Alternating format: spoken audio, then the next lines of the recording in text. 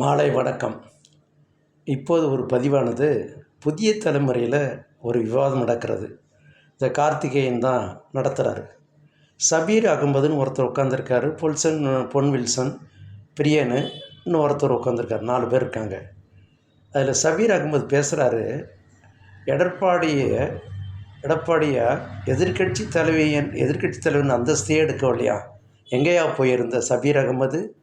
4 மாதத்துக்கு முன்னாடி பிரச்சாரத்தை ஆரம்பித்து தொகுதியாக வென்று க ஸ்டாலினை பற்றியும் எல்லா இதையும் 68 பேர் இறந்ததுக்கும் ஒவ்வொரு ஈவெண்ட்டுக்கும் கவுண்டவுன் கொடுத்தவர் அவர். விஜய் எந்த கவுண்டவுன் கொடுத்துருக்கிறாரு? ஞானசேகரன் எந்தக்கு இறந்து கொடுத்துருக்காரா? அந்த கேர்ளை வச்சு அண்ணா யூனிவர்சிட்டிக்கு ரொம்ப புதுக்கோட்டையில் வேங்கையில் நடந்ததுக்கு சொல்லியிருக்கிறாரா? அல்லது கோயம்புத்தூர் நடந்த இன்சிடென்ட் சொல்லியிருக்கிறாரா? ஒன்றுமே பேசாதவனுக்கு 25% ஓட்டுன்னு சொல்கிறீங்களே, என்னையா காலம்? என்ன கணக்கு போடுறீங்க நீங்கள்? எப்படி வேணாலும் பேசலாமா? காசு வாங்கிட்டால் எப்படி வேணாலும் பேசலாம் மேடையில். ஒன்றும் இல்லாததுக்கு 25% வருஷம் பூரா கஷ்டப்படுறவனுக்கு நான் தமிழ் கட்சிக்கு 8%. அவர் உண்மையான தலைவரா? அவங்க விஜய் தலைவரையா பேசுகிற? நான் தமிழ் கட்சி தான் உண்மையான தலைவர். யாரோடும் கூட்டணி சேர்க்காத 8% வாங்கிட்டு இருக்கிறாரு. அந்த ஓட்டு உங்கள் விஜய்க்கு வருதா பாருங்கள். 25 ஓட்டாம் எப்படியோ மாறுமா? இந்த ஓட்டெலாம் மாறுமா? எடப்பாடிக்கு 50 சீட்டு கூட வராத. மே 4ஆம் தேதி சீஃப் மினிஸ்டர் ஆஃப் தமிழ்நாடு எடப்பாடியாரியா? என்னையா பேசிகிட்டு இருக்க ஸ்டேஜில்? உட்கார வச்சு வாய்ப்பு வச்சாக்க கண்ட மாதிரிலாம் பேசாதீங்க.